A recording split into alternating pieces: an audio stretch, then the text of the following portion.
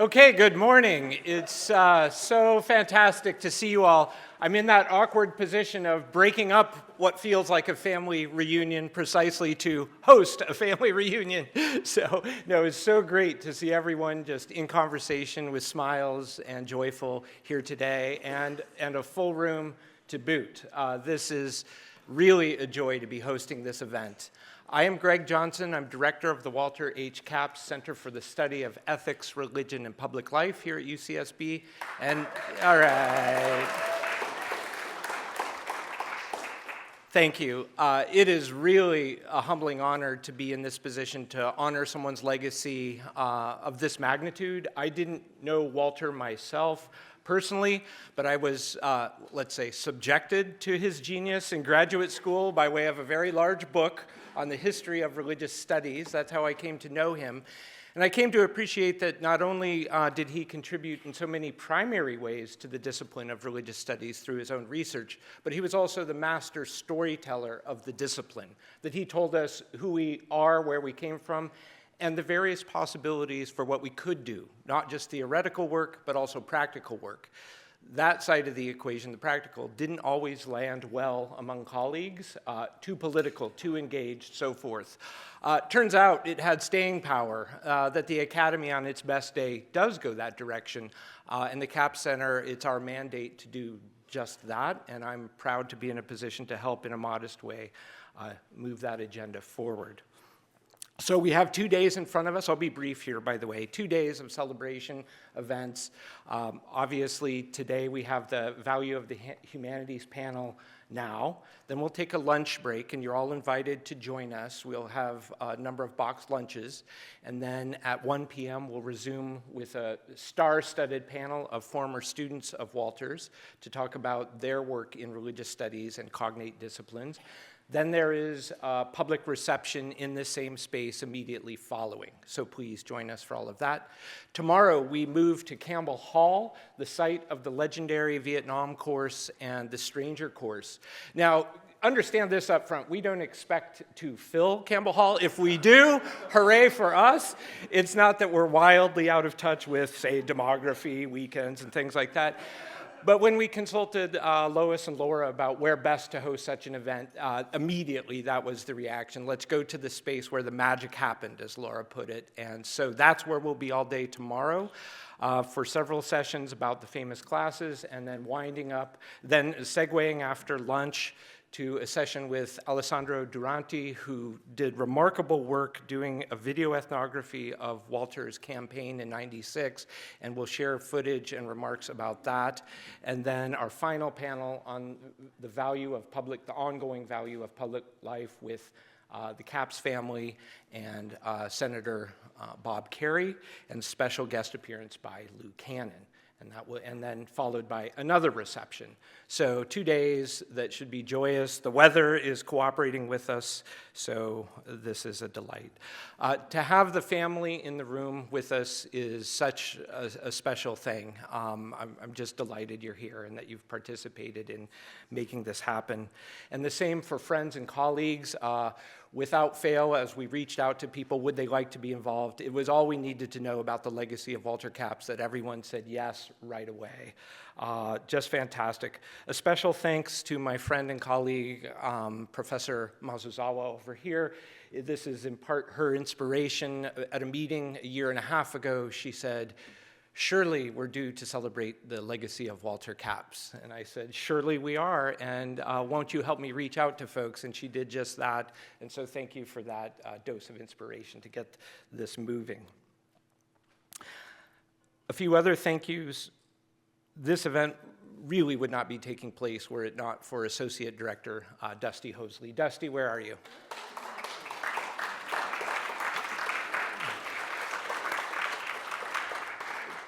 A number of people have prematurely congratulated me on the success of this event, but to the degree that it exists at all and will be successful, this goes to Dusty. He has done so much work, as has our student assistant, Leilani Calkins, and our many volunteers. Thank you all. Thanks also to our donors who helped build the center in the first place and who continue to sustain it. We're very grateful. Also to the Interdisciplinary Humanities Center and Susan Derwin, who directs that center, for enabling us to be in this fantastic space and to host a most appropriate conversation here. Just a couple notes on upcoming events. In the winter, the CAP Center is delighted to host a few things of note. In January, we are hosting, in conjunction with Health Humanities and Legal Humanities, a scholar from Berkeley Law School, Kiara Bridges, who works at the intersection of critical race theory and reproductive justice. This is timely, it's urgent, it'll be a banger for sure. Please come out. February, Lerone Martin from Stanford University will be speaking to us about state surveillance of Black religion. Another urgent topic, so please come out for that. Then in March, we have Phil Gorski from Yale University, a sociologist of religion, helping us better understand currents in contemporary Christian nationalism and related issues. Before I turn to introducing the panel, a land acknowledgement. As you know, we are on Chumash land, and we're not speaking in the past tense here, we're speaking in the present tense and in future tense. This is a Chumash place, or at least should be understood as such. And we wish to honor that. In this building, we're not only on Chumash land, we're with Chumash ancestors. This building hosts the repository for the Central Coast for ancestral human remains, and that is not a light topic, that's a serious topic. The university is now doing very good work to make good on the responsibility to house and repatriate those remains, and I'm proud to be part of that effort, and I hope that it continues and continues to be funded in important ways. So the gravity of this space is real in a way I think that Walter Capps himself would really appreciate and help us understand, for that matter. For this panel, The Value of Humanities, it is my pleasure to be able to introduce our Dean of the Humanities and Fine Arts here at UCSB, Daina Berry. Dr. Daina Berry is Professor of History and the Michael Douglas Dean of Humanities and Fine Arts here at UCSB. She came to Santa Barbara in August 2022 after serving as the Oliver H. Radke Regents Professor and Chair of the Department of History and Associate Dean of the Graduate School at the University of Texas. She is an internationally recognized scholar of the enslaved and a specialist on gender and slavery and Black women's history in the United States. She is the author and editor of 6 books and numerous scholarly articles. Dean Berry completed her BA, MA, and PhD, and some serious fast running, if I understand, in African American Studies and U.S. History at the University of California, Los Angeles. Please join me in welcoming Daina Berry. Thank you.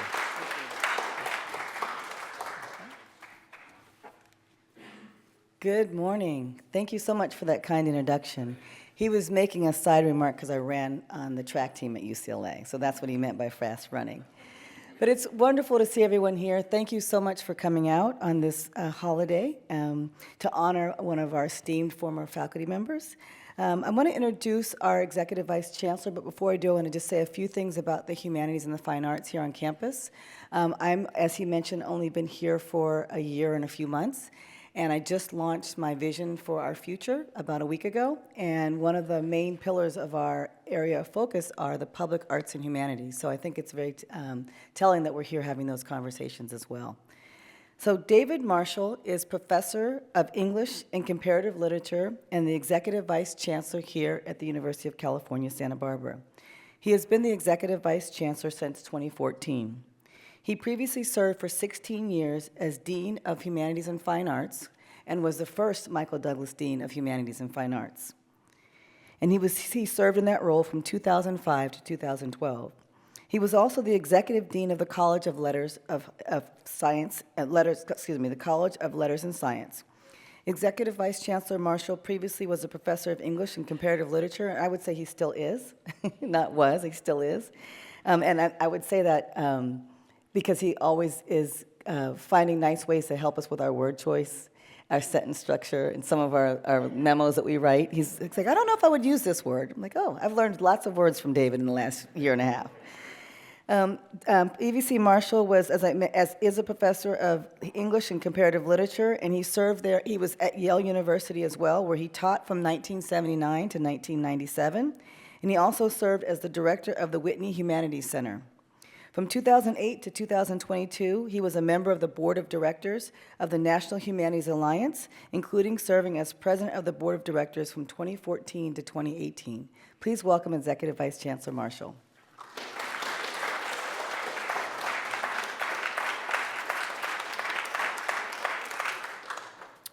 Thank you. I'm really glad to be here, and it's a wonderful occasion.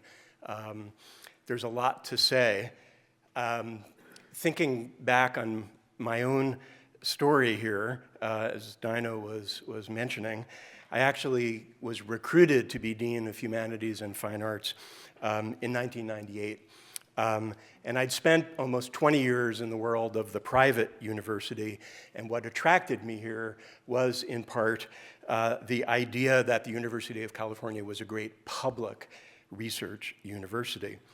And I knew at the time that the Department of Religious Studies had a national reputation for its interdisciplinary and comparative approaches to the study of religion, its focus on American religion, and its public-facing and public-focused programs.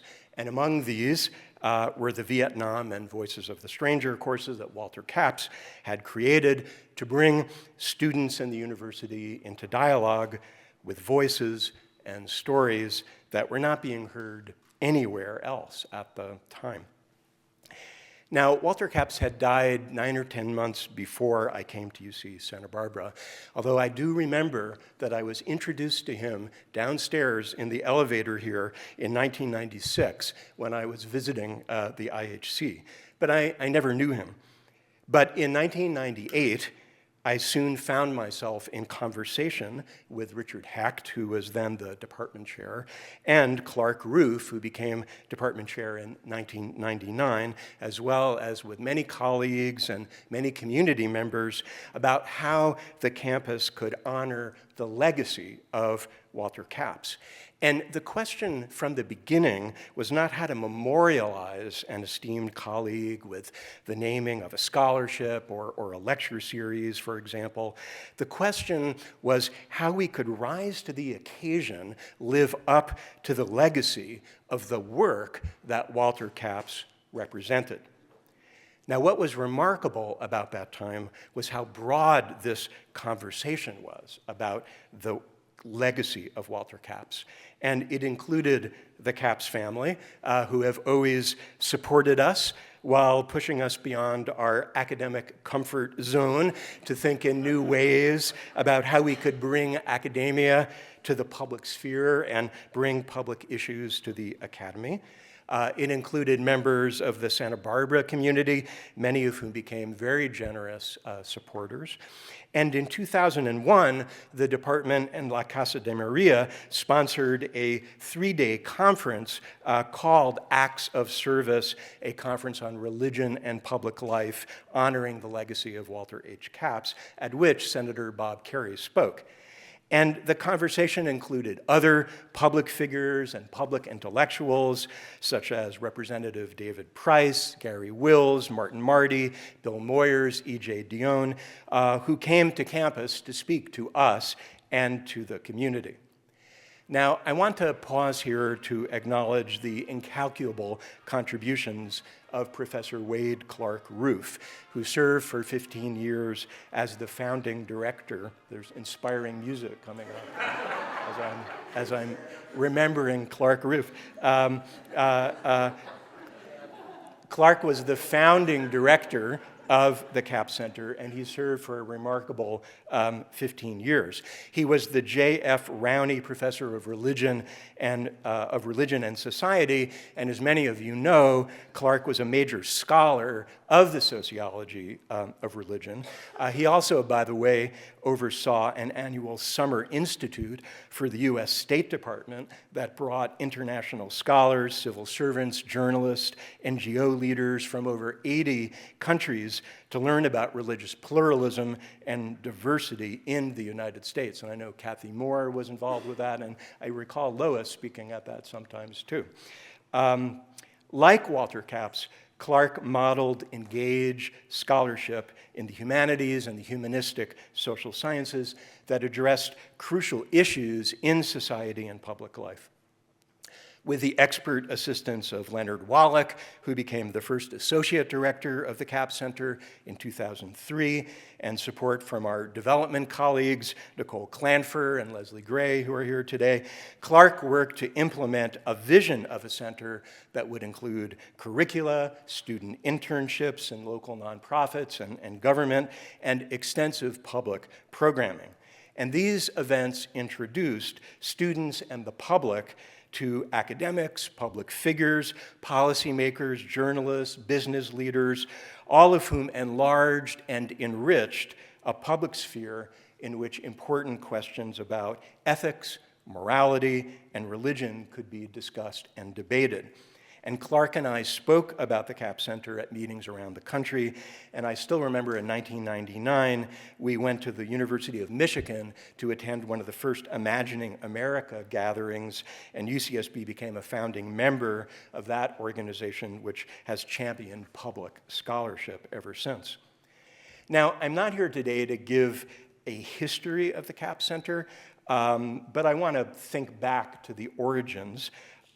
It was officially launched in 2002 and was called the Walter H. Capps Center for the Study of Religion and Public Life, but it was soon renamed the Walter H. Capps Center for the Study of Ethics, Religion, and Public Life to more fully reflect Walter Capps's vision and legacy, and to acknowledge that religion was part of a broader dialogue about the value and the values of the humanities in the public sphere. And in recalling the center's origins, I want to set the stage for a discussion about the public humanities and the importance of public investment in the humanities. Now, insofar as this is an origin story, I want to emphasize the unusual statewide and national resonance of Walter Capps at that time, and the crucial support that we received because of a broad investment in his vision, an investment that went far beyond the campus. In 2001, as we were discussing what a Capps Center would look like, we received $100,000 in seed funding from the UC Office of the President, and then in a highly unusual earmark, the United States Congress, with not only bipartisan support, but what's unthinkable now, unanimous support, allocated $500,000 to the Department of Education to support the center. Now, Clark Roof and I, along with Nicole Clanfer, attended a reception on Capitol Hill to recognize the award, and I have very vivid memories of this. Nancy Pelosi made moving comments, not only about Walter, but also about Lois, who she suggested had been brought to Congress through Walter.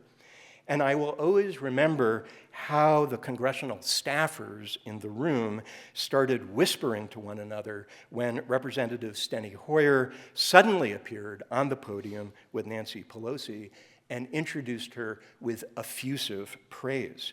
Now, Pelosi had rather recently been elected the House Minority Whip in an upset over her longtime colleague. And this, it turned out, was the first time that they had appeared in public together, and this was seen as a dramatic reconciliation and display of unity. And the symbolism of that moment was very clear to the House insiders. And in fact, the Washington political publication, The Hill, actually had a column about this reception 2 days later with the headline, "Burying the Hatchet." And it described the event as a stunning, spontaneous moment. But it was clear that it was not entirely spontaneous. The occasion was not a coincidence. Walter Capps had brought together those two rivals in an embodiment of collegiality and civility. And as Lois Capps suggested when she was interviewed by The Hill, and I went back to do some archival research on this, this moment represented the legacy of Walter Capps. Now, in July of 2021, Chancellor Yang and I traveled to Washington, D.C. to meet with Bill Ferris, who was then the chair of the National Endowment for the Humanities, and we met with him in his office in the historic old post office building, which, believe it or not, was later sold by the US government and turned into a Trump hotel. Bill Ferris was a folklorist who was also known for generating bipartisan support for the humanities, and he had actually been our Humanities and Fine Arts commencement speaker the preceding June. I remember that I had to go out and get a guitar so he could play a blues song as part of his commencement speech, and he invited Chancellor Yang and I to come to the NEH to talk to the senior staff about our humanities programs. And when we discussed our plans for the Capps Center, it became very clear that Walter Capps was known and deeply admired at the NEH, not only for his work at UCSB, but also for his service as chair of the California Council for the Humanities, president of the National Federation of State Humanities Councils, and for his NEH-supported Summer Institute for high school teachers and college teachers on topics that related to religion and public life in America.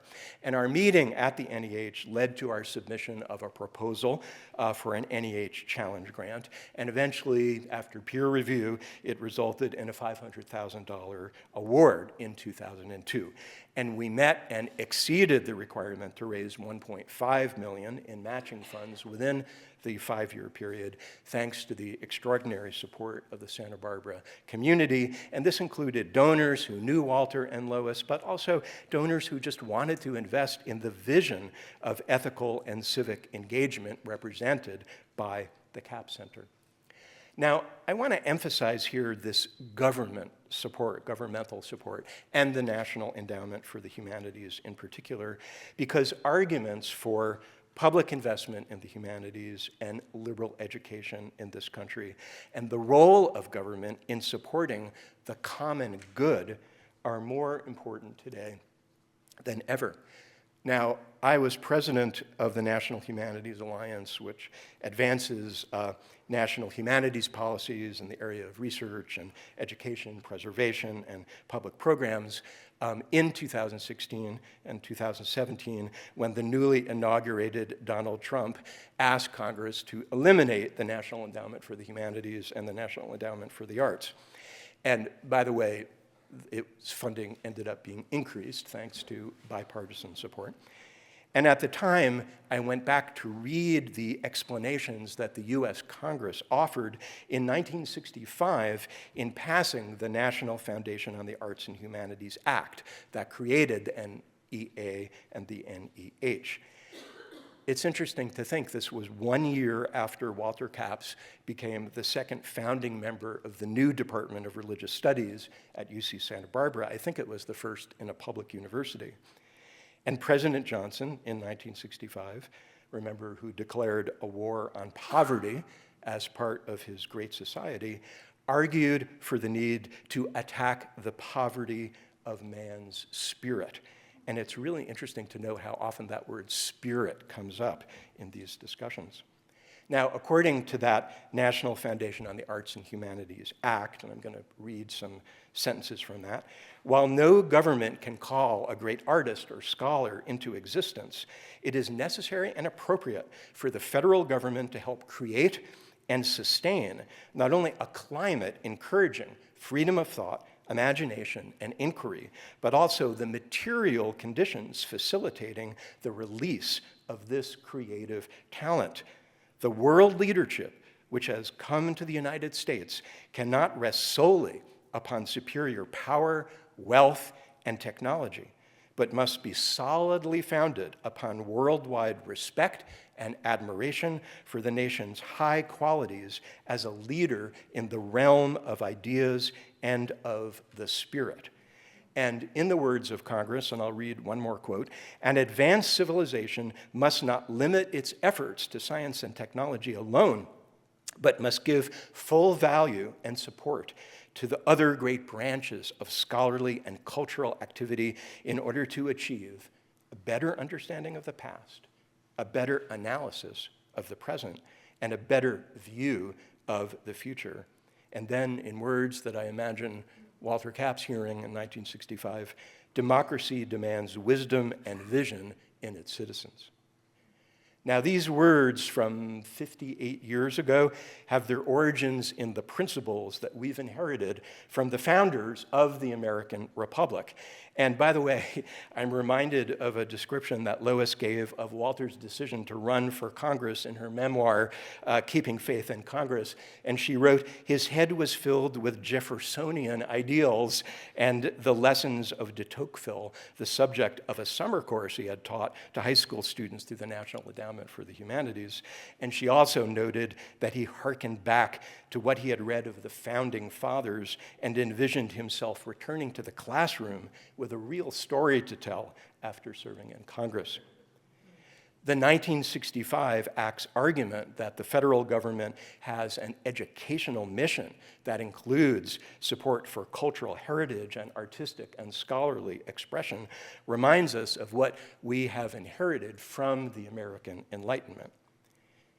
Now, the 1780 Constitution of the Commonwealth of Massachusetts, which, by the way, was authored by John Adams, states that wisdom, knowledge, as well as virtue, and I think when they said virtue, they meant what we would say ethics, diffused generally among the body of the people, are necessary for the preservation of their rights and liberties. And as these depend upon spreading the opportunities and advantages of education in the various parts of the country and among the different orders of the people, it shall be the duty of legislatures and magistrates in all future periods of this Commonwealth to cherish the interests of literature and the sciences.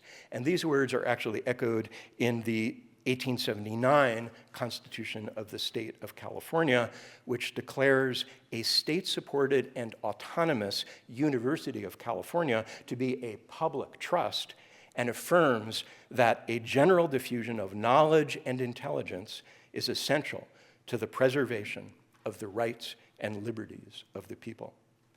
Now, Washington, Adams, Jefferson, Madison, all the other thinkers who participated in that Enlightenment experiment of the American Republic argued that education was necessary to the preservation of the Constitution, democratic culture, and the rights and liberties of the people.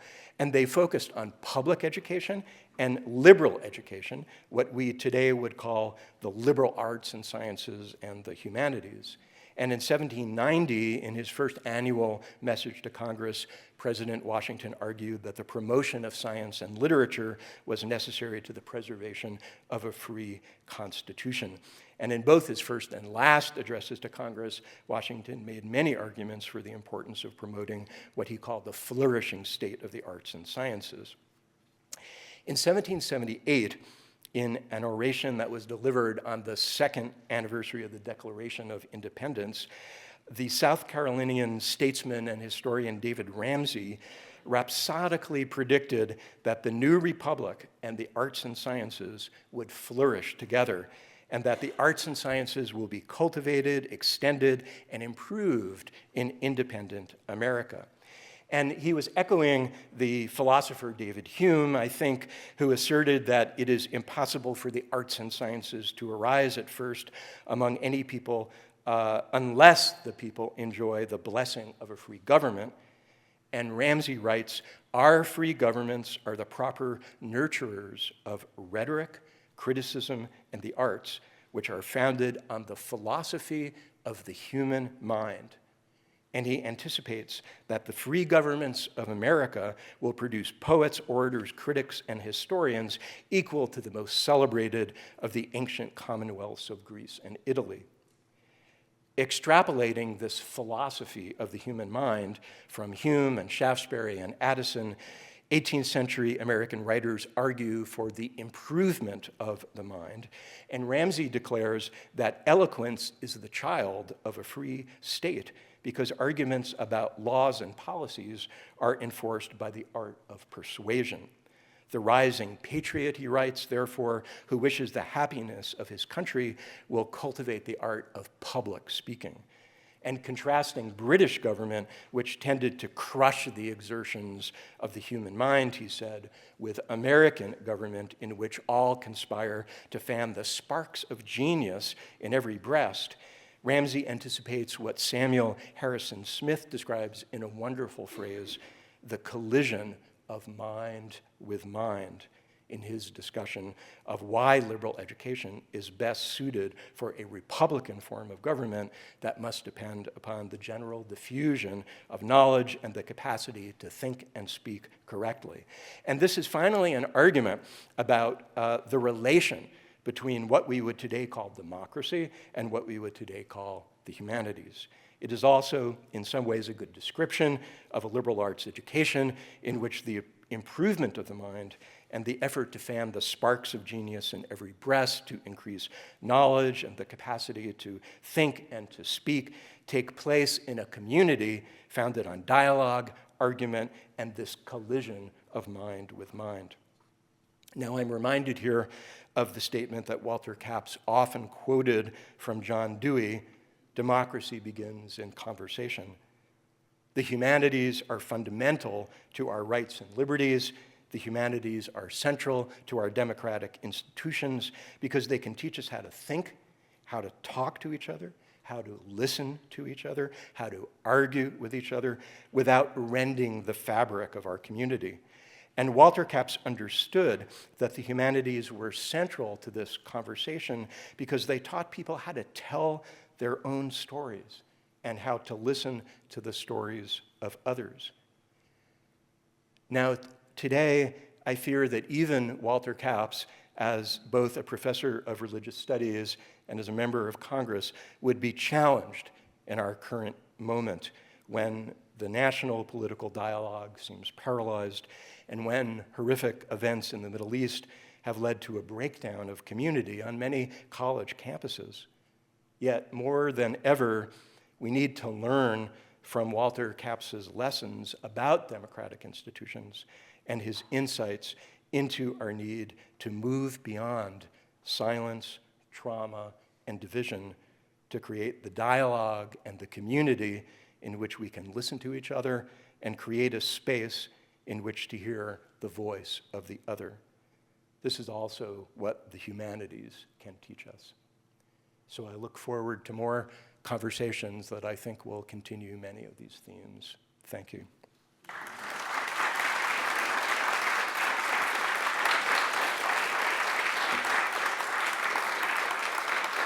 So we have a great panel to begin today.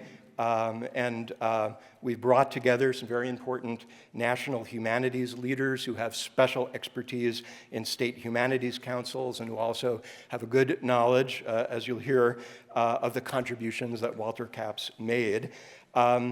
Unfortunately, James Quay, who's the former executive director of the California Council for the Humanities, had a family emergency and can't be with us, but he sent his paper, which I believe Ralph will read. And so we're going to hear from Ralph Lewin, executive director of the Peter E. Haas Jr. Family Fund and former president and CEO of the California Council for the Humanities, and Phoebe Stein, president of the Federation of the State Humanities Councils. And you have their bio, so I'm not going to say more than that. So we'll begin with their talks, and then we'll have time for questions and discussions after that.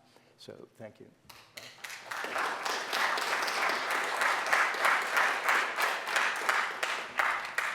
Good morning. Good morning. Great to see everybody here on such a beautiful day. Jim Quay can't be here, and he's very sorry about that. I had a chance to talk with him.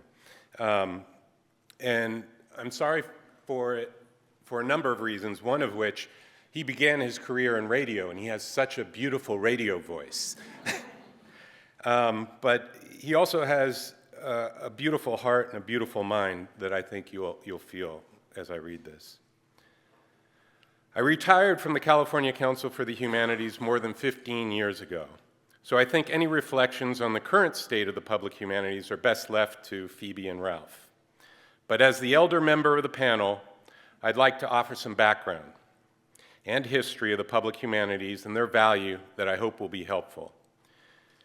You could make the case that the public humanities began when the pre-Socratic philosophers first spoke in Greek agoras 2.5 millennia ago. But institutionally, the public humanities are a recent phenomenon. 4 years after its own creation in 1965, the National Endowment for the Humanities created its Division of Public Programs. 2 years later, NEH, not quite as ceremonial as the NEH provided funds for experimental humanities councils in 6 states. In 1977, the Federation of State Humanities Councils was formed, and by then, there were humanities councils in all 50 states and Puerto Rico, the District of Columbia, and 4 American territories. That the intended audience for these humanities councils was the public was demonstrated by the mandated structure of the board. Half were academics and half were public members.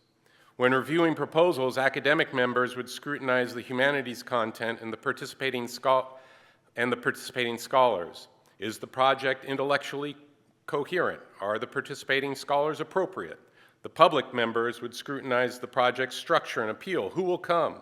Why should they come? I found this blend of state council boards quite wonderful, though sometimes it could feel a little bit like introducing people from foreign countries at the United Nations. I particularly enjoyed when an academic member would take me aside and say, "You know, these public members are really quite intelligent." Or a public member would take me aside and say, "You know, these academic members, they're really quite approachable." These asides suggested the board members came from worlds that didn't often associate with one another. But there were times when I also felt there was a disassociation between the academics and the public humanities. Here's an example. When the Federation of Humanities Councils had its annual conference in San Francisco in 2005, I was asked to comment on a paper about a conference entitled The Aspen Summit on Rethinking the Public Humanities that had been held the previous year. I discovered the scholar writing the paper had called the conference the Aspen Summit on Rethinking the Humanities. I think his dropping public from the title was a telling omission.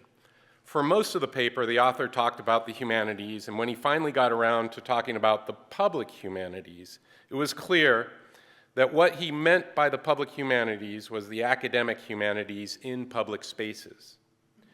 Are the public humanities simply the academic humanities in public spaces? This is a natural assumption.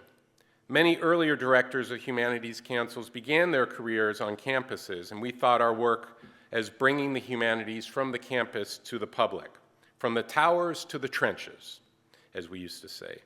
The public humanities then, and now, use the principal vehicle of academic humanities, a lecture followed by questions from the audience. Common formats used in public humanities projects derive from the lecture, museum exhibits, a kind of visual lecture, for example, or documentary films, also a kind of lecture. On the other hand, it didn't take long to realize that humanities projects in public spaces had to be a great deal more interactive, more personal, more participatory than the usual classroom lecture. In public formats, we had to ensure there was a connection with and full participation of the audience. Otherwise, the public would not come. Public humanities projects are electives, after all, not required courses. Let me say that emphasizing personal connection and audience participation are not exclusive features of public humanities projects, but they are championed by the academic humanities as well.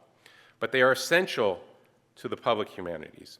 I'll close this portion of my presentation by describing the public humanities format that was born in state council practice rather than adapted from the academy. It's called the Chautauqua. A Chautauqua performance has 3 parts. For the first half hour, a humanities scholar speaks to the audience in a persona of a historical personage, wearing the appropriate dress and using first-person testimony like diaries or letters if possible.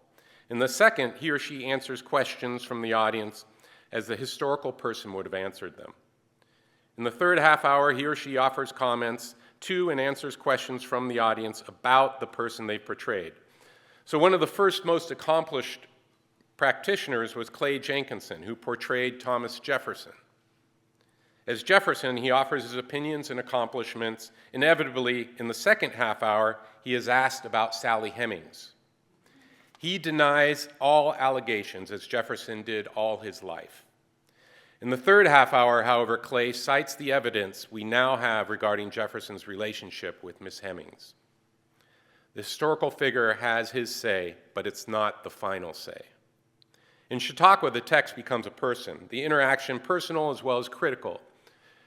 And I can tell you, it's a powerful experience. I remember choking up when telling a scholar portraying Henry David Thoreau how grateful I was for his essay on civil disobedience.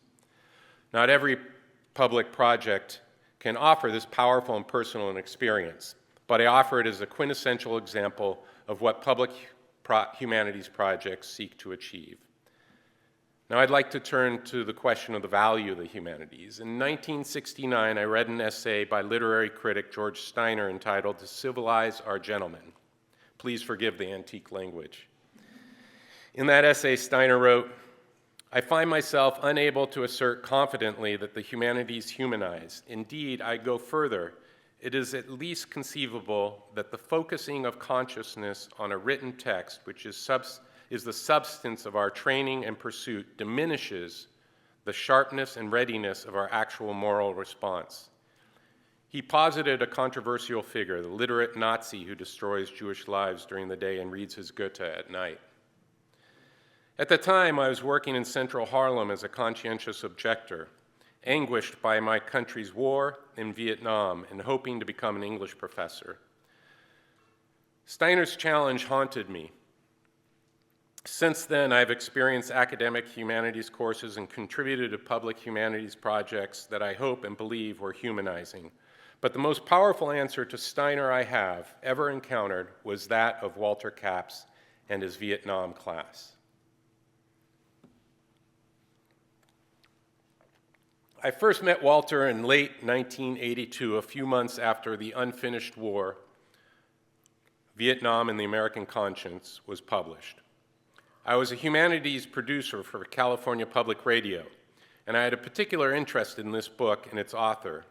Our interview came just weeks after the dedication of the Vietnam Veterans Memorial, and I'd been powerfully moved by the reading of the names, which was part of the dedication. During our interview, Walter told me about the class he was teaching at UCSB in the Religious Studies department. He told me that he had asked veterans, journalists, nurses, and politicians to bear witness to their experience in Vietnam. I asked him if he had ever invited a protester or a conscientious objector to speak to the class, and he paused before saying, no, he hadn't. 6 months later, through a series of small miracles, I was hired as executive director of the California Council for the Humanities, and as it happened, Walter Capps was the incoming chair. It was the beginning of our close professional association. In 1985, he invited me to tell my story to his class, the story of how I became a conscientious objector to that war. Telling my story to his class was an experience I will never forget, one repeated in following years. I came to love and admire Walter, not because he was an inspirational teacher and a renowned scholar of the humanities. I envy you who have had the pleasure of knowing him in those roles. But what I loved and admired about Walter was that he was a true practitioner of the humanities. By that, I don't mean that he was humane or humanistic, though he certainly was both, but to practice the humanities is to seek out stories about the lives of others, living, dead, fictional. To practice the humanities is to talk with others about those lives and the way their stories are told or not told. To practice the humanities is to ask what these lives tell us about what it means to be human, what they mean to us today. Walter's course modeled this practice, and in doing so answers Steiner's challenge. He enabled them to hear the cry in the streets and not just the cry in the text.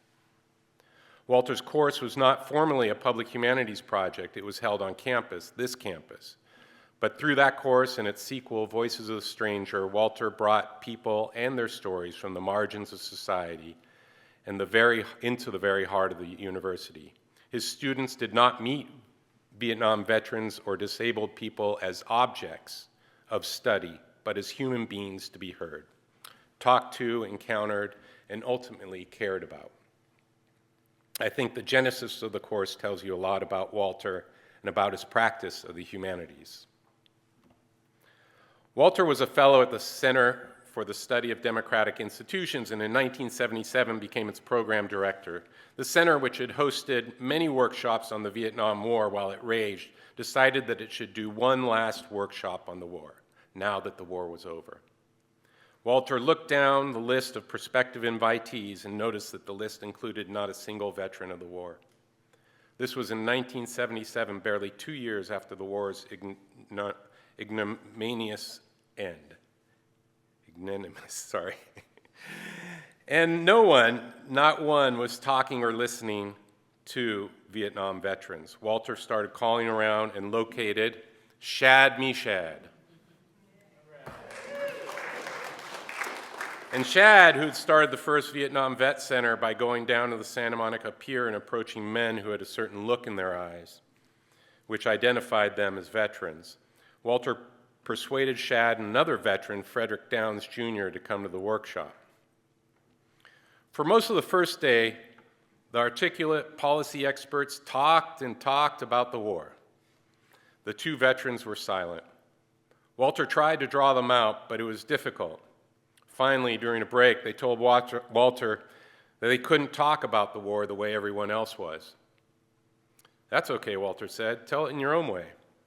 After the break, Fred Downs began by driving the hook at the end of his right arm down onto the polished conference table and declaring, "I can't talk about the friggin' war this way." He then told the startled audience about the Vietnam War he had experienced.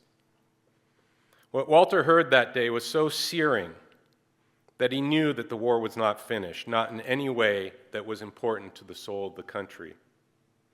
So he decided to teach what became simply called the Vietnam class, and decided that the main substance of the course would not be lectures, but first-person testimony of people who had participated in the war. The university and its department were not immediately supportive, but in 1979, he was allowed to offer the class as an experiment. The response, as we know, was stunning. By the time I spoke before his class in 1985, the course had to be offered in Campbell Hall, which seats nearly 900 students. A 1984 poll had found only 44% of incoming students thought developing a meaningful philosophy of life was a worthy goal, while 70% thought being very well off financially was important, a reversal of the results from the 1968 poll. Yet there they were, 800 plus students. I guarantee you, no student ever took Walter's class because she thought it would help her make more money. By their own testimony, students had their lives changed by Walter's class. And I would claim, to use Steiner's term, they were humanized. I offer both the Chautauqua and Walter's Vietnam course to you not as models. All humanities courses and public humanities projects can follow, but as, to my mind, the most powerful example of how the humanities can humanize, by inviting us, by enabling us to exercise our moral imaginations. I want to close with 3 short snapshots that illustrate Walter's effect on people, and then end with a poem. Oh, Todd, I'm going to need your help with this. Can you make kind of a tuba sound when I point to you? This is on you, sorry. Ready? While he was chair, and I was, yeah, like that. While I was chair and I was executive director of the California Council for the Humanities, we would have a weekly phone call. One day I called when Walter wasn't home and heard something unexpected. "Hello, this is Walter Capps." It was Walter playing the tuba. "I can't come to the phone right now." Tuba sound.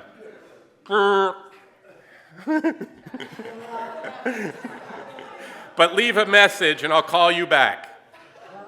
Thank you, Todd.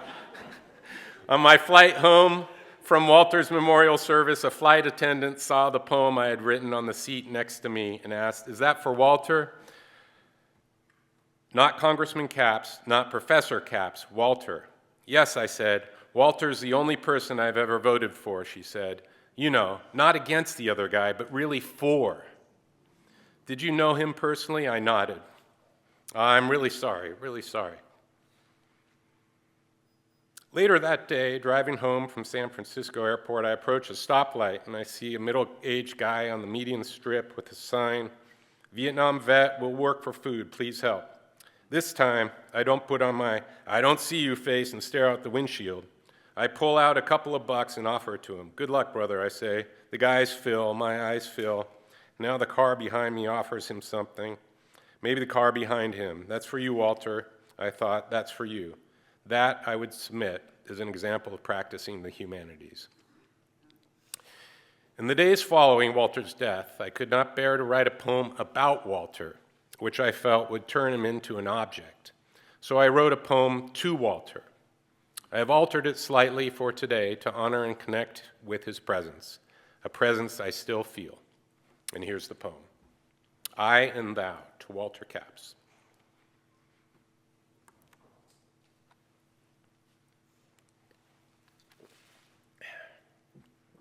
Walter, it's me, Jim. I wish I could hear you say, "Hey, Jim," the way you always did. Walt, so many of us wish we could hear you again.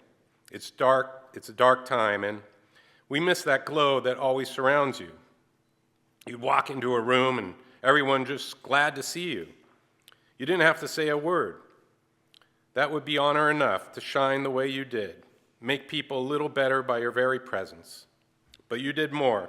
You took your light into dark places, places we wanted to forget, hiding places for the people we wanted to forget, and the war we wanted to forget, places that reeked of death and anger and deep despair. You brought a lot of people back with you, students wondering what their books were for, veterans wondering why they were still alive, AIDS victims wondering what their dying could possibly mean. You heard the voices of the stranger, Walt, and you made it possible for us to hear them and showed us that there are no strangers, only neighbors, neighbors we hear or choose not to hear. You shared your lectern with so many of us and gave us a chance to find our voices, and now we are suddenly all the voice you have. And today, you have made us neighbors again, and we are here celebrating you, but also grieving for you, and the loss of your good heart and your great soul. Many years ago, in my job interview, remember, you asked me, "Do you have any heroes?" Now, how like you is that question? Open, inviting, quietly powerful. When I'd ask it in all my interviews, I would think of you. That day, I answered Martin Buber. I haven't been asked since, but Walter, if I'm ever asked again if I have any heroes, I'll answer Walter Capps. You, Walter, you. Thank you.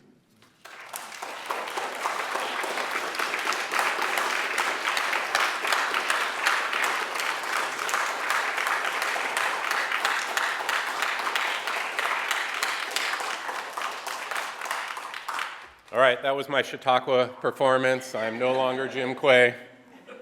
I am Ralph Lewin. Thanks for bearing with me. Jim's, as you'll hear, is a great friend and mentor and part of that lineage, Walter Capps, Jim. I feel so honored to be a part of. So here's my story.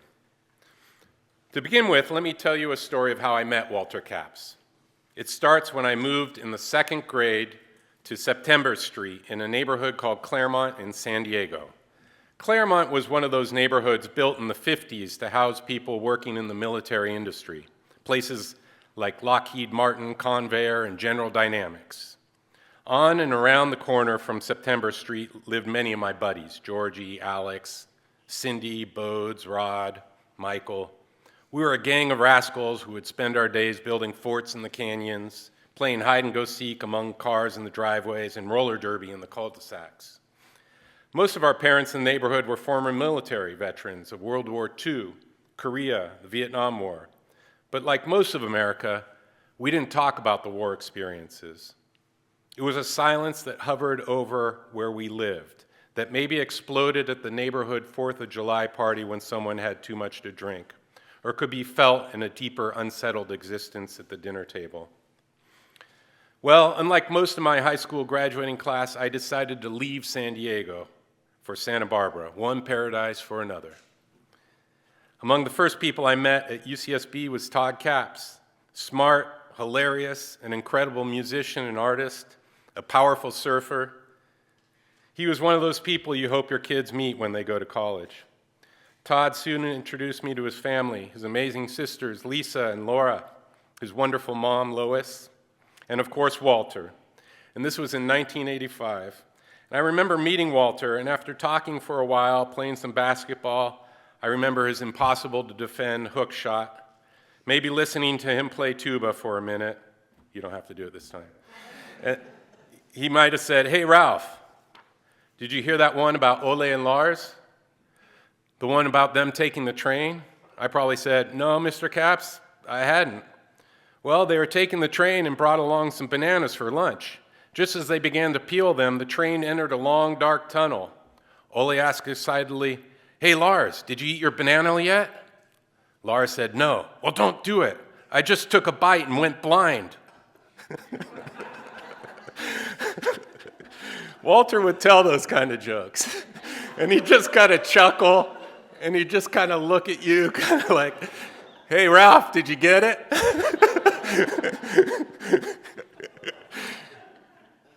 Well, I soon after learned about that class that Walter taught, the class where he brought in all kinds of people to talk about the thing that couldn't be talked about on September Street. He pulled back the curtains to reveal that our parents... Sorry, I'm just laughing about the banana joke. That's just him. He pulled back the curtains to reveal what our parents, our teachers, our friends, our society wouldn't talk about. The Vietnam War, filled with its history, stories, the humanity, the inhumanity, the moral decisions that shaped the country we inherited in ways we didn't understand. He created not just a safe space, but a brave space, a space where veterans like Shad and Bob Carey and conscientious objectors like Jim Quay could tell their stories alongside one another. I remember walking to Campbell Hall, or I was probably skateboarding, for the first day of class, and kept asking myself, why would 800 students sign up for a religious studies class? It made no sense to me. But I came back to 3 reasons. 1, authenticity. So we recognize the authenticity of the stories that were before us. 2, relevance. The stories really mattered to our lives, and to our families' lives, and to the direction of our country. And then trust. You walk into Campbell Hall, and you just had this sense that we as students had the trust of those presenting their stories to try and help them make sense of those stories. So there's a whole panel devoted to the class tomorrow, so I'm not going to talk more about the class, just to say that it had a profound impact on me and helped me understand the power of stories, the power of listening, and the power of silence. After graduating from UCSB, I waited tables, traveled, went back to school, and eventually in 1992 landed a job interview with the California Council for the Humanities. I remember it was in a boardroom in San Diego, and who was sitting across from me but Jim Quay, whose story about being a conscientious objector had moved me. And guess which question Jim asked? That's right. "Ralph, do you have any heroes?" Well, somehow I answered it, I got the job, and Jim not only became a boss, but a mentor in life. How lucky. Fast forward to 2012, I'd become CEO of the California Council for the Humanities, and we did a number of statewide projects, one called Searching for Democracy, which had people in standing room only spaces from Fresno to San Francisco talking about the meaning of democracy, the question about what role civility plays in democracy. everybody was very concerned about the direction of our democracy in 2012. Kind of seems quaint now, doesn't it? And then my last project as CEO of the California Council for the Humanities was in 2014. It was called War Comes Home, which explores what it means to come home from war and how we could build bridges of understanding between those who served and those who had not. Sounds kind of familiar, doesn't it? We had over 850 events across California, reaching about 2 million people, as communities were brought together with veterans and their families, and writers and philosophers and historians and local libraries and community centers and homes to think about the aftermath of war, particularly in light of 12 years of war in Iraq and Afghanistan. We had a lot of events, and one was an exhibition called War, Inc. It was an exhibition unlike anything else I had seen, talking with veterans of Afghanistan and Iraq about their tattoos, what they meant and what it was to experience war and come home from war. The exhibition went on to be featured in Newsweek magazine, Washington Post, and received the Schwartz Prize for Public Humanities Excellence. Rather than try and explain it, I'd love to play a short clip, and I'm not quite sure how to do that. So Dusty, maybe you can help me.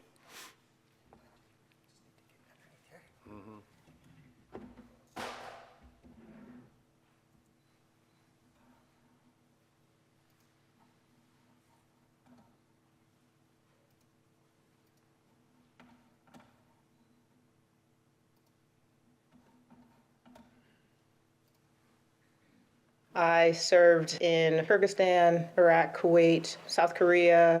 Sergeant in the United States Marine Corps, and I served in Iraq. I was a sergeant in the Marine Corps, and I served in Iraq and Afghanistan.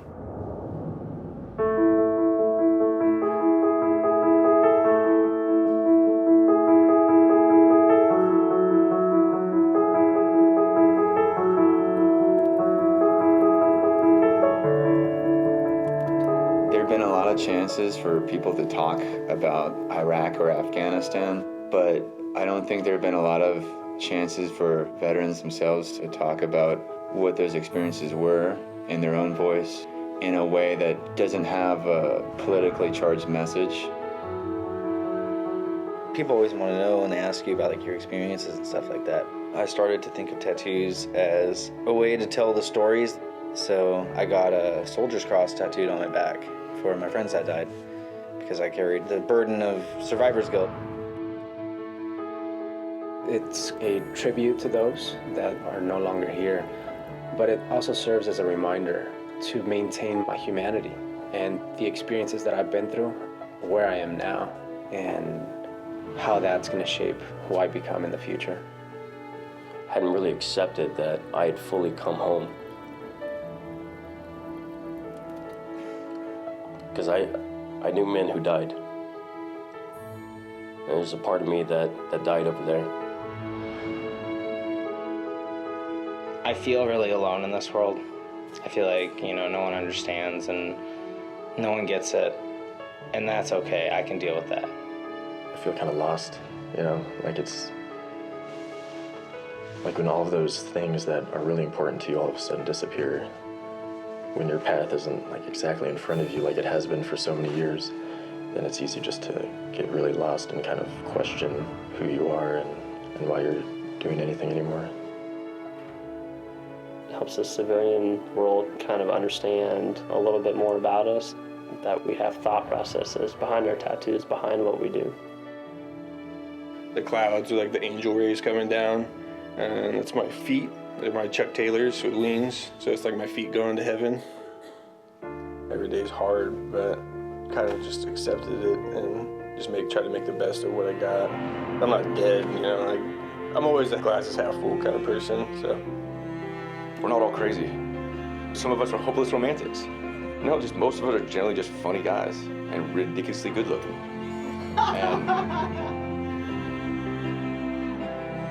Yeah, people are very quick to judge when they hear military tattoos, which is a shame, in my opinion. Opening communication between veterans and civilians, that communication's hard. I'm starting to realize that it's an important thing to do. I feel like there might be one other veteran out there who might understand me. And if that makes them feel not so alone, then this whole project's worth it. And the only sense of family I've ever felt was when I was in the Navy. And it's the most powerful feeling I've ever felt. I feel like I belong. I smiled a lot today. I don't usually smile a lot. It made me pretty happy, and I'm not usually very happy. I felt a little more beautiful than I normally ever feel. I feel like a disgusting person most of the time. Today kind of took all that away from me. It really meant a lot to me. I couldn't have asked for a better day.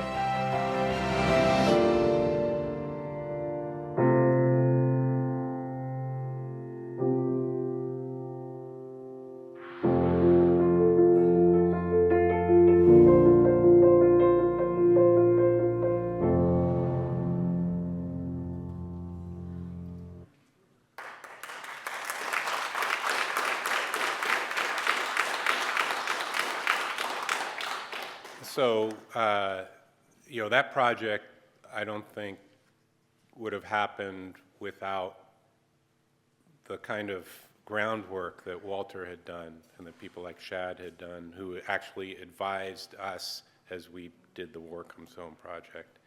But authenticity, relevance, trust, all represented there. So the final word about the humanities. David asked me to talk about the state of the public humanities. As a head of the Family Foundation now for the past 4 years, I'm not as engaged in the humanities as I once was, but I do have a few thoughts. So in some ways, we're living in very dark times for the humanities. The humanities are under attack with universities cutting departments, faculty, student enrollments down. We see reactionary and authoritarian forces seeking to ban ideas, books, and restricting and censoring humanities discourse at every level. Make no mistake, this is serious and calls on each of us to unapologetically make a strong case for the role that the humanities play in our public life. At the same time, we could be at the cusp of a golden age. The humanities have been democratized. Access to an interview with Toni Morrison, an analysis of Shakespeare's sonnets, or a discussion about the ethics of war are available to most people in a way that they haven't been available in human history. This is both exciting and daunting. In a world where we will continue to struggle with our understanding of truth and lies, love and hate, liberty and captivity, and yes, war and peace, the humanities remain vital and important to us as a society. It's up to us to build the trust and engage authentically in a way that people see as relevant to their lives. Walter Capps provides us with one pathway to do this, and the ripple effect on our society has been profound. I guess one question that remains for us in view of the work of Walter Capps is, what are we doing to foster a public conversation rooted in the humanities? And how can we do it better? Thank you.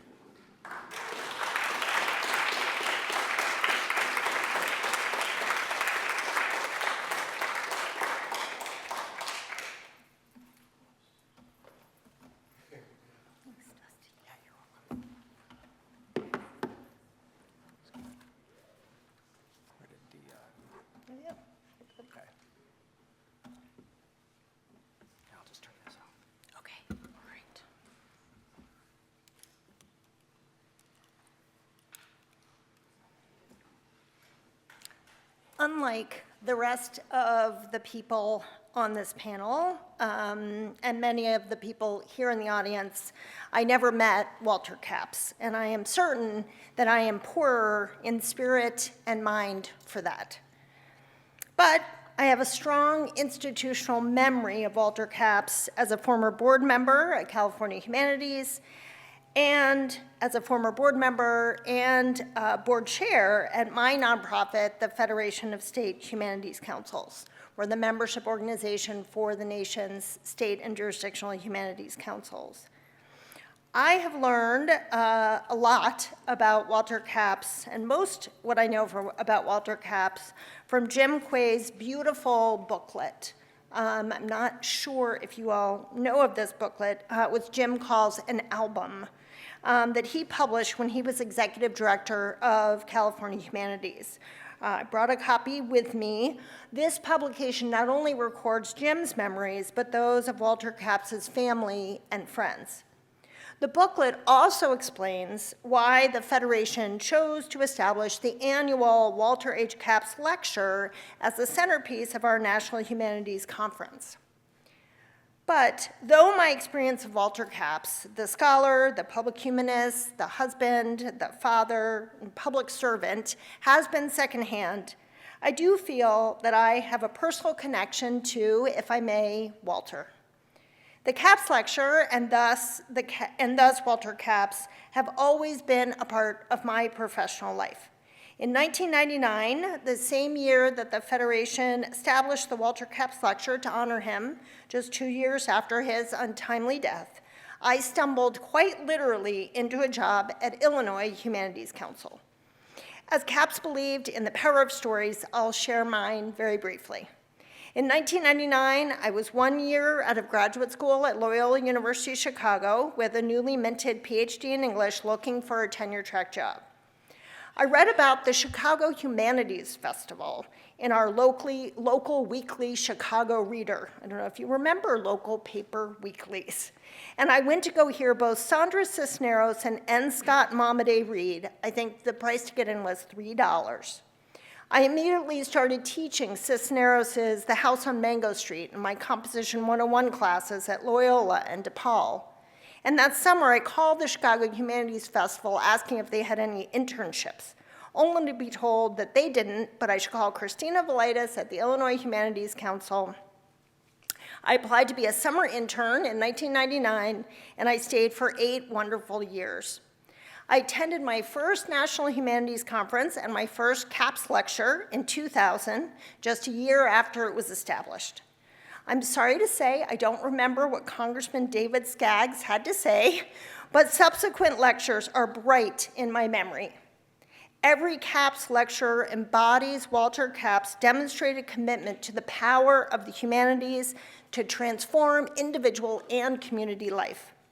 With the annual Capps Lecture, the Federation's intention is to highlight, endorse, and offer as a model the qualities that Walter brought to teaching, his public service, and his day-to-day interactions.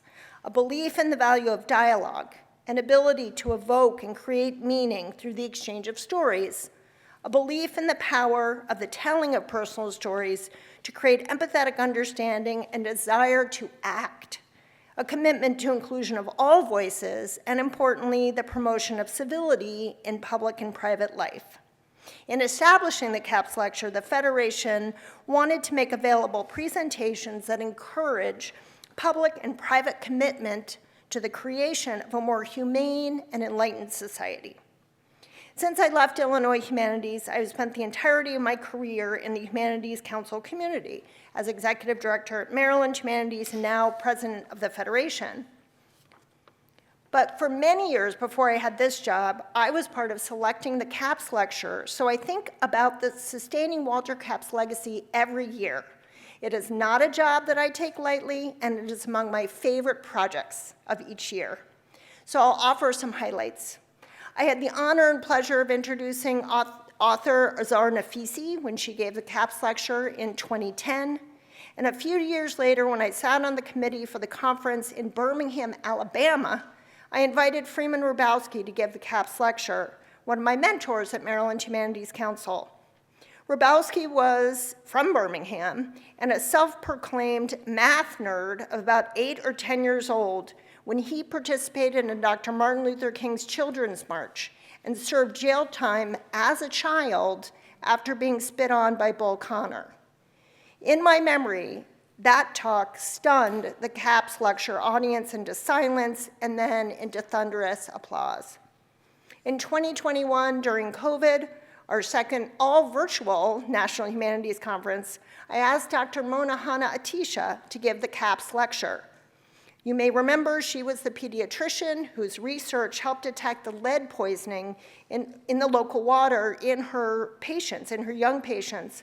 And ultimately, her research led to reversing the water flow in the river in Flint, Michigan to remove the lead.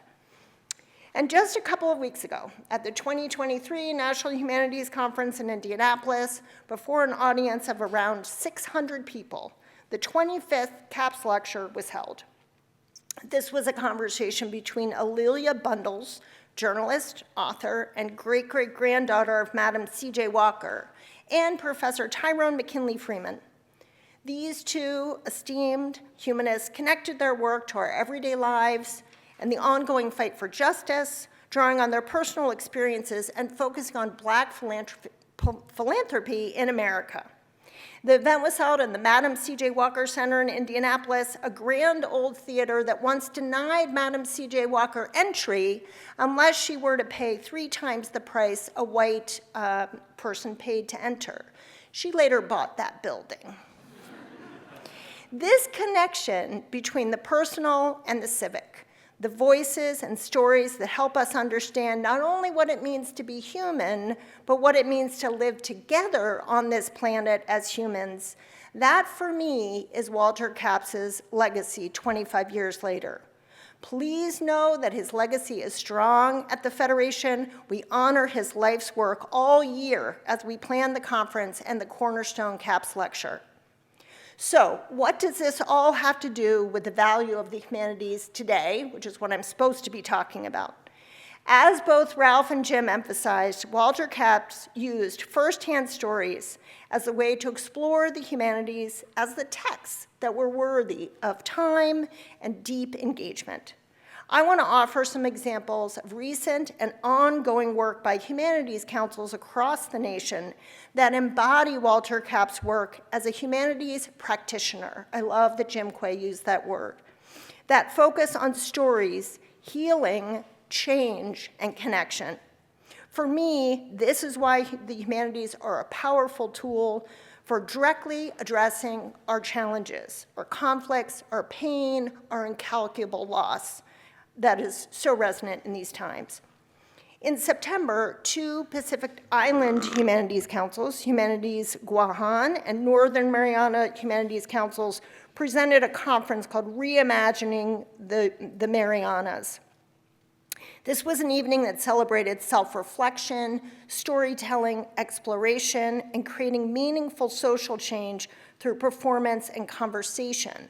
Importantly, the program featured food, powerful performances by Indigenous cultural experts and artists, and a meaningful discussion about cultural identity, resilience, and healing. The goal was to create an inclusive and welcoming space in the Pacific where participants could think critically and discuss the values and choices that shape us as a community, or shape them as a community, to reimagine a Marianas that is more just and inclusive and sustainable. Also in September of this year, the South Dakota Humanities Council sponsored a storytelling contest for veterans that culminated with an award ceremony at their South Dakota Humanities Book Festival.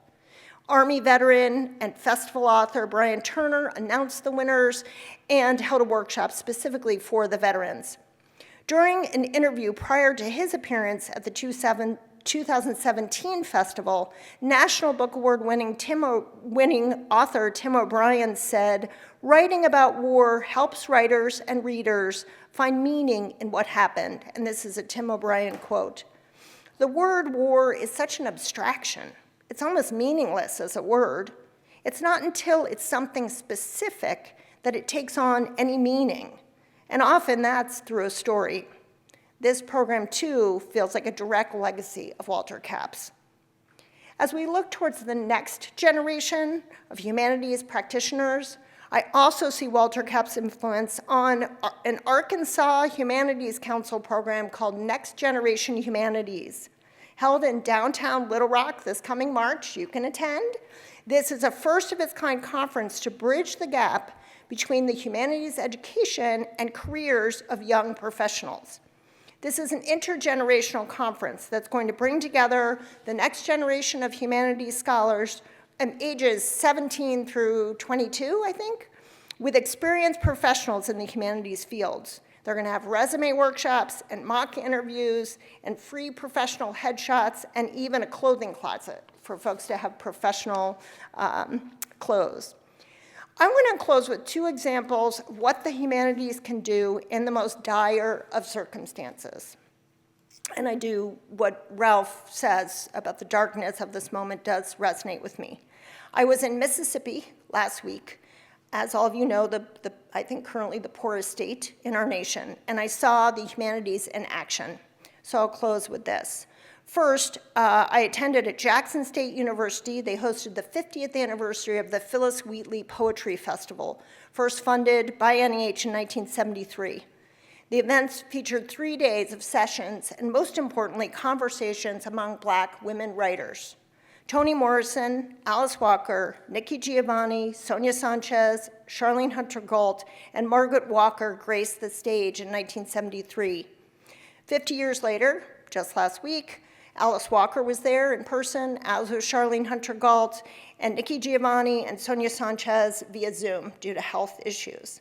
Amani Perry, Nicole Hannah-Jones, and Jackson, Mississippi's own Angie Thomas spoke this year, and the conference drew more than 600 people. There were no rental cars anywhere that you could find. Personal stories, history, hard truths, and calls to action about book bans, continued racial violence, and survival filled the auditoriums. I had the honor of visiting 2 other humanities projects in Mississippi, both with Mississippi Humanities Council and NEH, and these really resonated with me as I was thinking about Walter Capps recently. I was confused by the first visit initially, which was to the Mississippi Medical Center in Jackson, the only medical research center and school in the area. I looked at my agenda, I was due there, I didn't know what we were doing there. So I just sat and listened. We met with the director of ethics there, who had been called out of retirement in 2011 when a construction crew broke ground on a new building for the medical center and found human remains. What they discovered was a 12-acre, neatly planned, unsegregated graveyard for the mental hospital that had been there in the late 19th and early 20th centuries.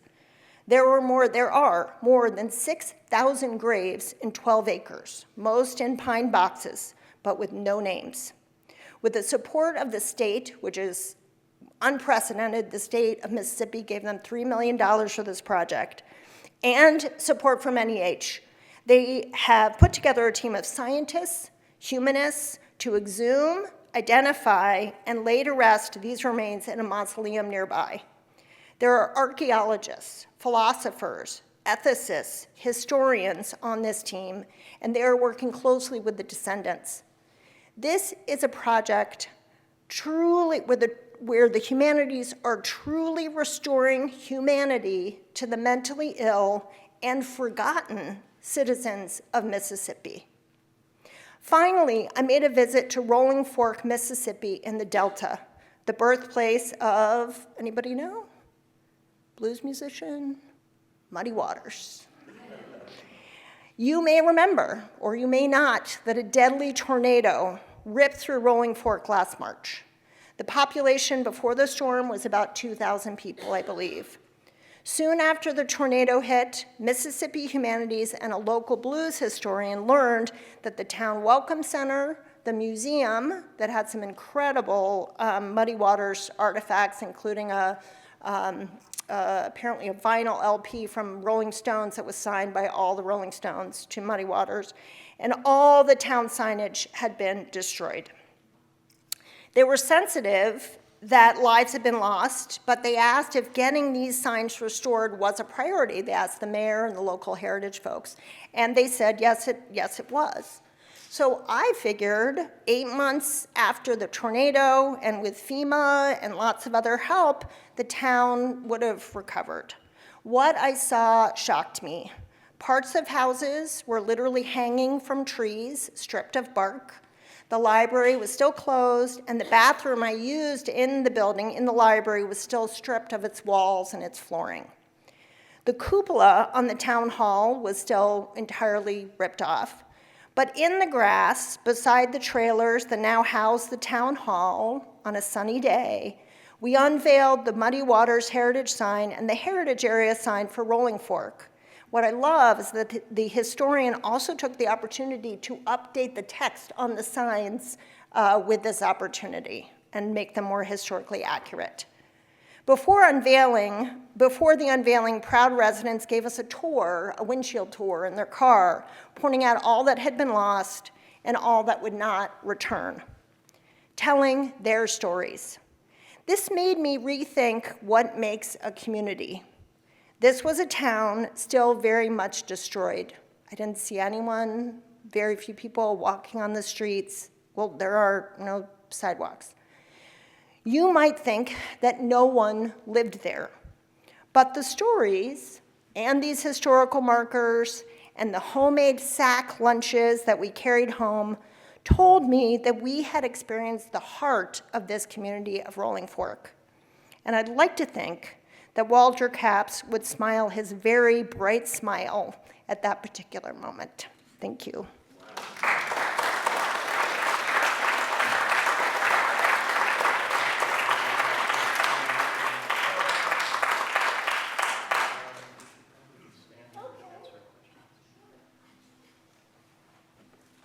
So thank you for those really rich talks, which had a lot of connections. We have time for questions, comments from the audience, and I guess that because this is being taped, we want people to use the microphone. So I'll ask my colleagues here to take these, and I will be glad to call on people.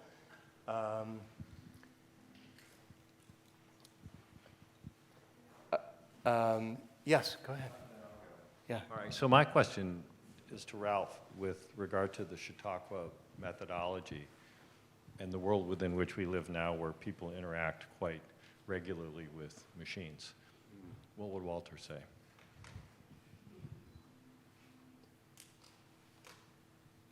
I don't know. And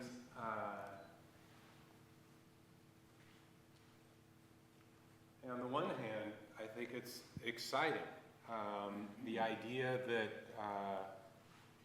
we could interact with, say, someone who had fought on the front lines in World War II, or World War I, or the Revolutionary War, and hear their story. That's amazing. That's amazing. But then I guess there's also a question about, what do I gain when I hear directly from Shad Meshad about his story? And I see in his eyes and feel in his heart that story. I'm not sure, and I wonder. You're living in this world, Daniel, more than I am. I wonder at what point will technology evolve to where there isn't a difference? Yeah, it's a great question. Yeah. Do you have any thoughts on that?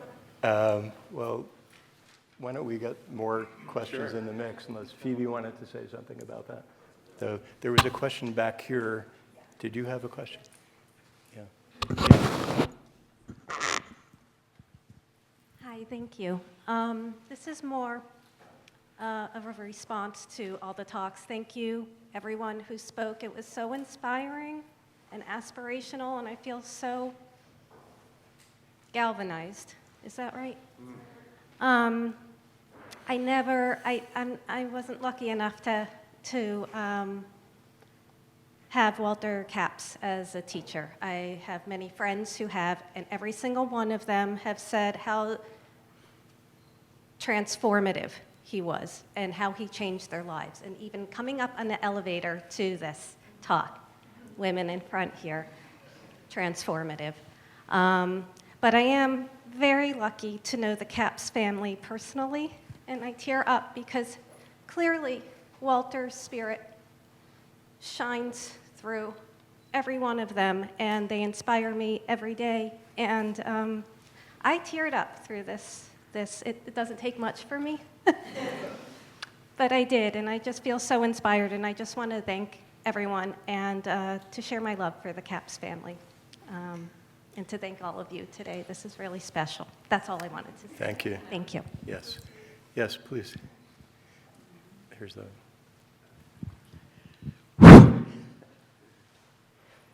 This is pretty overwhelming. I'm sitting here with the CAPS family. I miss Lisa. I used to sleep in her room for 20 years, even after she left. On a lighter note, that day at Montecito, I ended up meeting Walter through the White House. They had called, I don't know, Walter could call probably anybody in the world, but somehow they referred Fred Downs, who was a combat vet that had lost his shoulder and arm, and me, the street dog in Los Angeles, and I'd never met Fred.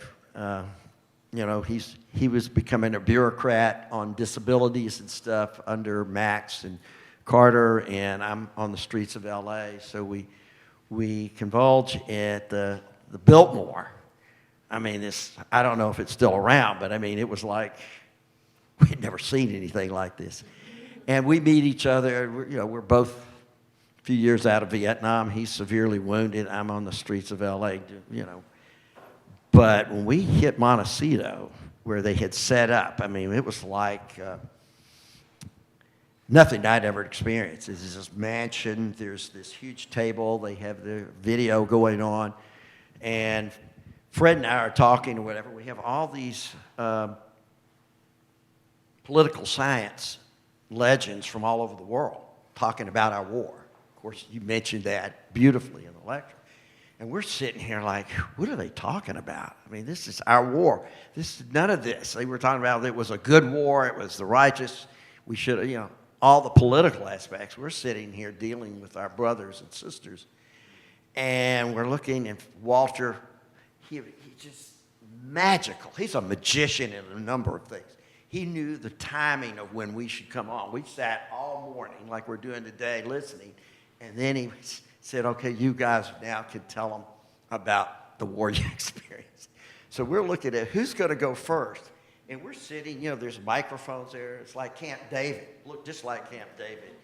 And this table is like a pool table with this beautiful velvet top, the speakers and everybody's name. We were like strangers in this foreign world. And Walter's got this grin. He's sitting up in the booth above there where they're videoing everything. And Fred looks at me and says, who wants to go first? Because we were like, we got to set these folks straight. I said, you go. He cocks this chrome arm shoulder and drills it into that beautiful $1 million table. I mean, this iron hand goes in there. And that's what kicked it off. And he rolled in. And I mean, they didn't even want to ask questions after like you're doing. And then I rolled in about LA, and I look like a street dog, and there are all these people from all over the world, and you could just see Walter was so happy, and that was really when he decided, because I ended up going up every month, staying with the CAPS, talking about what are we going to do? We got to da-da-da-da. I'm just telling the story, and it ended up being the war class, Vietnam War class, and I'm real emotional. I know how you're feeling. I look at Lois. I see the orange trees. I see all the cars. I see everything. I shouldn't be saying this, but it's been one of the greatest journeys in my 53 years since Vietnam life. Was with Walter and his family, and with the class. And that's about all I can say right now. But how it kicked off, I can still hear. And everybody looked, and I mean, I can still see the imprint. Like, man, we're going to have to pay for this. Thank you. I don't know if, Daniel, I don't think AI can do that yet. No, I don't think so. Yeah. And there'll be a whole panel about the courses tomorrow, too. Yes. Hi, thank you very much for this. I wanted to ask both of you to say a bit more about public humanities, and I was struck by I think you said the phrase was from the tower to the trenches. Yeah. That's kind of the older model, is that you just take what happens inside the university, you just kind of dump it out into the world and hope that people have an appetite for it, and that model is out of date. But it strikes me that Walter Capps did pretty well with that model and has made a huge impact through his teaching just in a traditional university classroom. So I guess I want to offer a bit of a challenge and say, how can we think about public humanities stepping into new models, but also not lose what worked really well in the case of Walter Capps?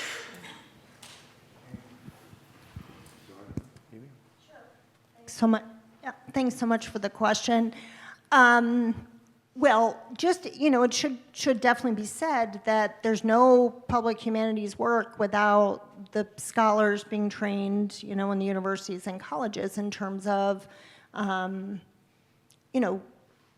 think that's just that coming together. And you're right, the dichotomy of the tower and the trenches and then the military metaphor and all of that. I think really what we're talking about here is, yes, definitely the teaching, want that to continue, want those departments to continue.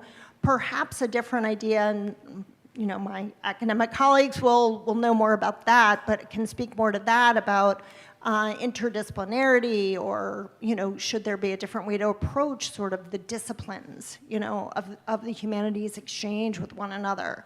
But then I don't even know that it's a new model. I just think that when I think about the public humanities, it's in the exchange of stories and ideas and experiences.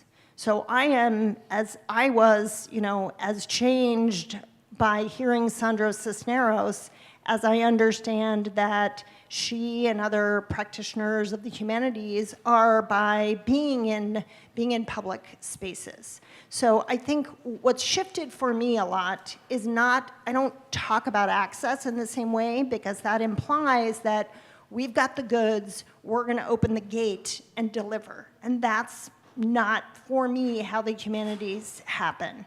They happen when I am talking to the blues historian and the mayor of Rolling Fork, and they are proud of these signs, and this is a priority for them, is to have their history back in the ground in a town that's now of, I don't know how many hundreds of people decimated. So for me, I think it's always been happening, is more my point, that exchange of ideas. Maybe it's where it happens, who funds it, and I think also the idea of not coming into community to say you need this good, humanities vitamin or something, right? This is more, what are you looking for, community? And then it's planning and development of these programs, or there's probably a new word for it, experiences that are with and in communities. So coming from community centers, and those can be in and around campus for sure. I sort of, when people say to me, I talk about this a lot, but when I tell people what I do, they give me the head tilt. Oh. Oh, you do the humanities. And people are like, oh, that's so tough, the lack of funding. Nope, actually last year, 20% increase from Congress. I mean, sure, there are a lot of cultural battlefields right now, but how is Sappho doing? Fabulous. How is Frederick doing? Great. There is, in community where I am, the humanities are thriving, which is not to say that there aren't crises and there aren't lots of threats, but the humanities themselves, I think, are thriving. Thank you. Yes, Sean?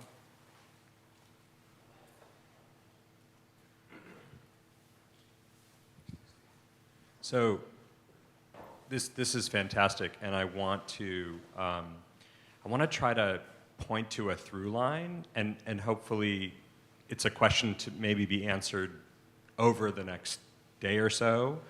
But yesterday, Ed Linenthal, who will be speaking later today, gave a seminar and talked about some of the tensions and dynamics between survivors of different events and those who abstract around it, right? What Shad Mishad was just talking about, that moment. Maybe it's sort of the raw and the cooked in some way, and maybe our lesson is that things aren't so cooked as we want them to be.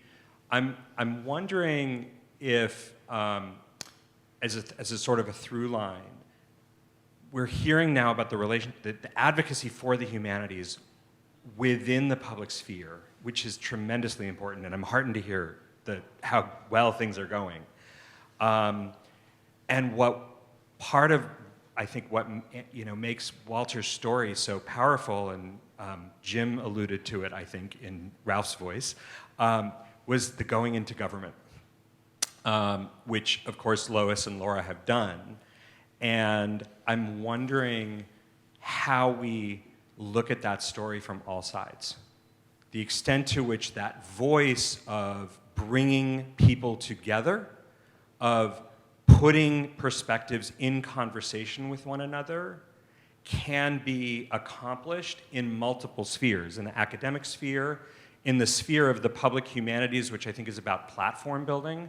But then the question arises when we're actually doing it in a sector like government and we're building a program, how do we do that so that the abstract doesn't drive everything to the exclusion of the people for whom the program, their lives are at stake or their futures are at stake?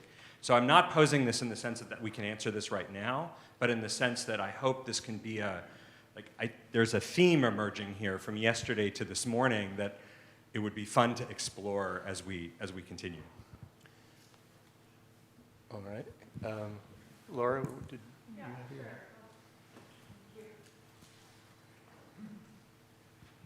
Actually, unsurprisingly, I have a very similar question as Sean, and so I'll just build on it because, well, first of all, thanks to everyone here, and I look forward to so much more. It means incredibly amount. But listening to David Marshall kick this off with history and our forefathers, they were men,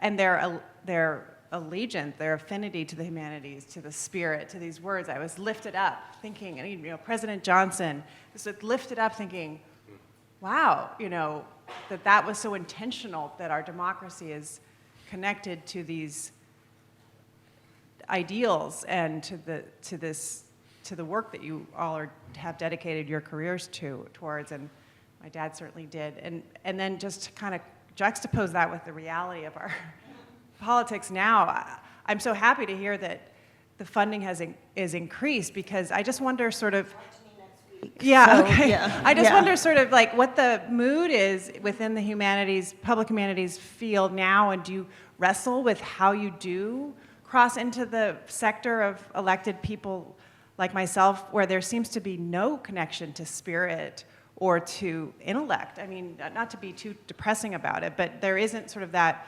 If anything, it's a sort of a pressure to not be that way, right? To not talk down and to not, I don't know, I just was curious if that's if that's even part of, are you just kind of understandably going your own way and cultivating it elsewhere, or is there still an intention to try to engage?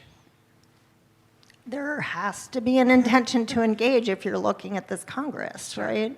So it will be not surprising. I mean, not all the time, right? I mean, if some offices don't want to meet and they just flat out don't believe in public funding, or they don't believe in support, and often in your reference to the forefathers and the history, that's very meaningful to many elected officials, but they just don't want public funding for it, right? Sure. So there are other ways that we can talk about that. But no, we cannot, and I'm reminded of this from our humanities councils in Mississippi, in North Dakota, some very interesting recent conversations in Kansas, in places where they have removed the words liberal arts from their buildings, from their curricula, and they'd like to remove the word humanities from buildings, from departments, and maybe not even the humanities themselves, but the language, right?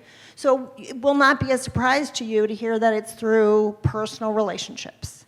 So it's one at a time, and it is our council executive directors and other colleagues at National Humanities Alliance inviting electeds, please come see our exhibit on democracy. Please come see our exhibit on creativity and imagination. I'll give you a personal tour and I'll show you what these federal dollars are doing. We don't just have our hand out. We raise local money. We raise, it's a partnership. It's a private-public partnership. So I think that is really the only way. And this morning, I got a number of emails from elected officials, Republicans, about the House vote last week on the floor about eliminating NEH that said, nope, I'm not going to vote for that because I believe in your old history project. I believe in the monies that are coming. Now, that's not everybody, and this is a very different Congress than others, but we are for all, and yes, it's through that local story that we connect. We do not go our own way. And I That's would reassuring. add to that I'm okay with this, that we've gotten a lot more sophisticated in the humanities community about making those political connections. So Phoebe's on the board of the National Humanities Alliance, and the Federation and the NHA have worked really closely together in the last 10 years in particular, and there's been support from the Mellon Foundation.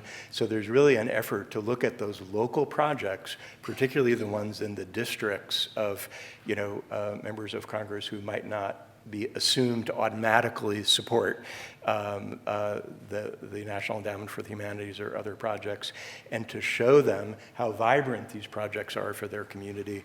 And in fact, that language that George Washington used, saying this is crucial to the prosperity of the nation, is actually true. I mean, there really is an economic impact from a lot of these. And, it's interesting that Senator Murkowski has been a very big supporter of the NEH and has saved the NEH in some of those appropriations. I think it's the Interior Committee, actually, I don't remember what it's called now, that has the NEH. And Greg knows this because of his work with Native American and Indigenous studies, because the NEH does a great job of supporting language preservation in the Native American languages. And Lisa Murkowski has a constituency. She understands that in Alaska, that's really important for her voters and for her people there. So finding those connections, what speaks to them. So, for some people, you can just make the general elevated argument, but really, we've got to be sophisticated in thinking about, what's meaningful in that district in the same way that somebody would be talking about, building a plant there or something. Right, and I'll also say the great work of National Humanities Alliance, and we're doing more of this, is that data and evaluation work. So doing some of that I don't know if it's hard science, but doing the hard science research on what are the impacts. Economic, yes, and the arts has done that beautifully, but for the humanities, what are the impacts? Studies coming out of the American Academy for Arts and Sciences, the Humanities Indicators projects about jobs for students who have humanities majors. So we're getting to that research and to that science. Interestingly, it's coming out from many different sectors now. So I think also referring to some of that data is really important to folks. And I understand that. For too long, we sort of said this is just inherently good, right? Right. Well, thank you. That's reassuring. Just the piece originally when the CAP Center was started that I was most excited about was the internship program. Just to simply, to be as small and myopic as getting a handful of students every year who study ethics, study religious studies into public sector offices, so I know that continues and something I'm super proud of. Yeah, no, that's a crucial thing. I think we're just about out of time, so maybe one last question or a comment. Okay. Sorry if you can't hear me. I have a little bit of a cold. I'm wondering if it's a little more simple than what we're talking about. we're always very siloed, and we're very siloed in universities. Now, I was an engineer major. I'm a venture capitalist now on the impact side, but I took this class, and I took the moral majority class he had. She's in Hollywood. She's in the food systems. Could we holistically think about education instead of just having a humanities department that in a state like ours where we can do things differently than Mississippi, have the governor say it's a requirement to take one humanities class when you're an engineer, when you're in Hollywood, and when you're in food systems. I mean, I worked on the space shuttle program, so I like to say it's not rocket science what we're trying to do, right? Because I know it. And I think we make things way too complicated and siloed in our world. And I think at a university, and that's how you spread to communities, is through the students. I didn't know what humanities was. I'm still not sure I know what humanities is. But I think there's a different way of doing it than going to the government. I mean, it's hard right now. So I'm wondering if you have time to even answer that, if we could think about doing something like that. There are models, right? There are models from medical schools have mandatory humanities classes. Yeah. Do you want to comment? Most universities do have general education requirements, but I think that part of the challenge for us is that the rubrics we have, the names, are not meaningful for students. They don't seem relevant, but the content of the courses truly is, they just don't know it. So humanities word means nothing. Liberal arts, it sounds bad. Part of our challenge is that a high school student thinks that the same courses in high school are what happens here, so that English in high school is what English on campus is now. Our English department at UC Santa Barbara is a pioneer in the digital humanities with massive support from the National Endowment for the Humanities. It's the first department in the country to have an environmental humanities position, and we've hired several people in that. There's a literature and mind concentration, which gets into kind of cognitive science. So I'm looking for ways, I've been doing this for years, it's partly marketing, but it's partly like what we call the courses, and because people don't understand, students don't understand that those courses in religious studies are going to change their lives and be really important, because they just say, oh, religious studies, I'm not interested in religion. So that's part of what we're trying to do, is to think about these rubrics, but also how to kind of rethink the academic landscape. And in fact, if you talk to business leaders or people like you, people in industry, they say they care less about the major of the student. What they care about is critical thinking skills, communication skills, creativity, the ability to work in diverse groups, the ability to collaborate. And they can train you, in certain things. But that's really what they're looking for. But it's really hard to get that message through. Maybe you get Hollywood to tell the story better. Yeah, well, and we work a lot with the entertainment industry on that too. So anyway, I think we're out of time, so let's thank our panelists. What a great Thank you.